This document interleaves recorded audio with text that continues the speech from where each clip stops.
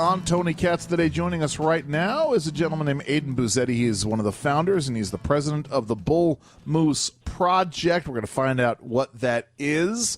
But let's start here, Aiden. Before we even talk about tax relief and what you guys are up to, want to get your thoughts on Nikki Haley's victory in the D.C. primary. This is a double-edged sword for Nikki Haley, is it not? That the only place where she's won a primary right now is in D.C.? Yeah, I mean, to start off with that, it definitely gave the Trump team a very interesting narrative on her first primary win.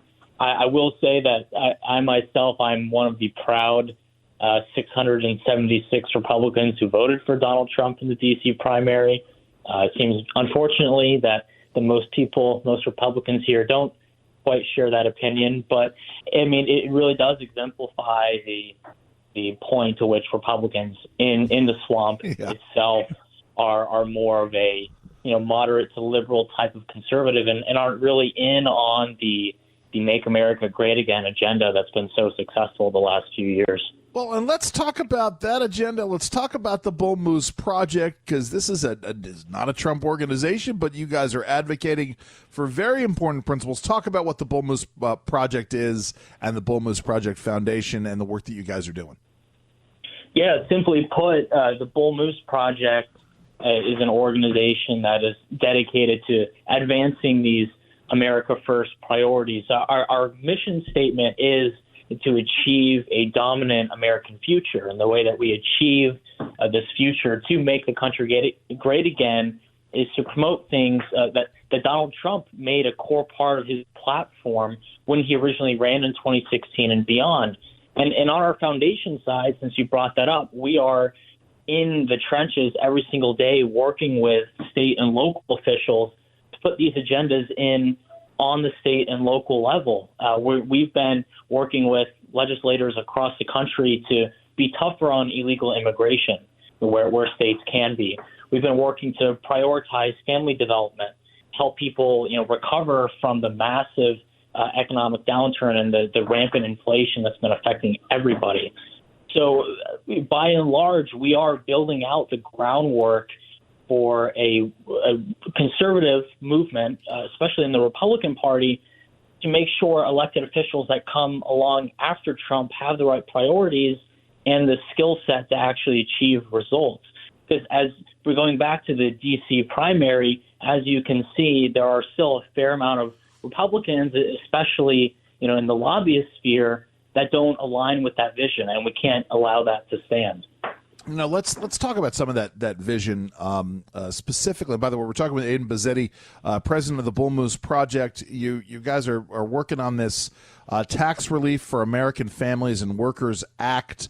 I want to specifically talk about the R&D expensing portion of it. There's a real – it's fascinating to me because there seems to be a real misunderstanding on the part of some folks on the left, not everybody, because this bill is bipartisan coming out of the House, that don't understand the relationship between research and development and the encouragement of research development and how we innovate. So whether or not there are folks who want to attack the concept of expensing for research and development, or the folks who are advocating for the Biden administration to seize patents under the Bayh-Dole Act, the marching provisions of the Bayh-Dole Act. Talk about the importance of R&D expensing and the importance of research and development overall. Yeah, no, I mean, R&D is why the United States, for example, creates the most drugs in the world, right? We are at the forefront of medical innovation. That's not the only thing R&D covers. It covers healthcare. It covers manufacturing. It covers any industry that could be improved whatsoever, even if it's by a margin of 5%. That is something that R&D covers, right? So if you are a company and you are spending millions of dollars to create a new drug, to create new medicine that could save lives, why would we not want companies to be encouraged to continue that behavior? Because when these provisions expire, the whole point is that these companies can no longer write it off over in a year period. They have to amortize it over 5 years, which means, if you have a company that's spending $1 billion on a new drug, they can no longer just write it off, right? They have to incorporate the 5-year write-off into their plans, which means that our timeline for research is expanded. And especially now that we're getting to a more competitive world in regards to manufacturing and military hardware, these are key deadlines, right? And on any area, right, the United States has to maintain its innovative edge. The only way to maintain that edge is to encourage private companies to continue reinvesting their resources into developing new materials and not just milking out money from their consumers because they have such a narrow profit margin now that they can't write things off. Indeed. We're talking with Aiden Buzzetti, the president of the Bull Moose Project. So glad you could join us.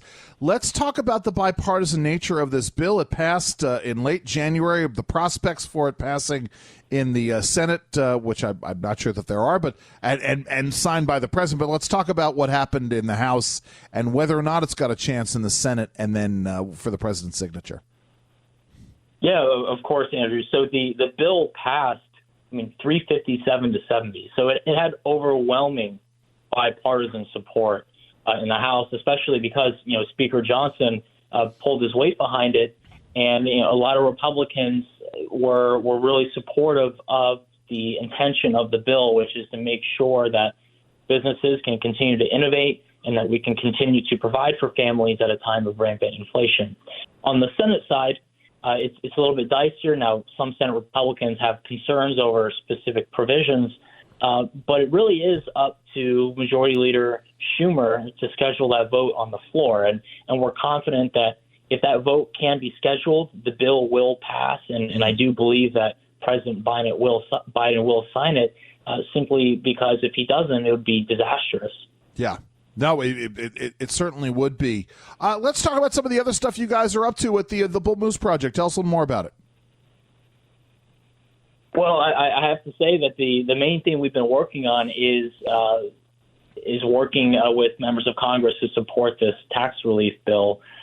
Outside of that, I can't say that we haven't paid attention to the border crisis. We paid attention to a lot of the ways state legislatures can start making sure that some illegal immigrants are no longer welcome here. There are a lot of measures that states can take to make life less attractive for people crossing the border illegally. But this does tie into the tax bill because there's a lot of conservative dissent over some of the provisions on the disbursement of the child tax credit. And the way that the bill works is that anybody with the taxpayer identification number, the TIN, as long as their child has a Social Security number, they can collect that check. Some of the conservatives in the House and even in the Senate are a little concerned about how that might mean illegal aliens could collect child tax credits. But this is actually tightening the provisions. Trump, as part of the Trump tax cuts, they achieved a significant tightening of the requirements to collect child tax credits. And so part of what we are working on, especially with the border and illegal immigration being such an issue, is if we can get this tax bill passed, not only are we helping American business and innovation, not only are we aiding families in a time of rampant inflation, we're also solidifying into law that we have a tighter child tax credit service that does not give money to illegal immigrants. That misconception is incorrect, and what we want to do is tighten these requirements so people who are not supposed to be here do not collect money from the taxpayers. Hear, hear. Well, listen, Aiden, we got to leave it there. Aiden Buzzetti, president, one of the founders of the Bull Moose Project, thank you so very much for joining us today. Yeah, thank you for having me. Go and check them out, bullmooseproject.org, BULLMOOSE. Just what it sounds like, bullmooseproject.org.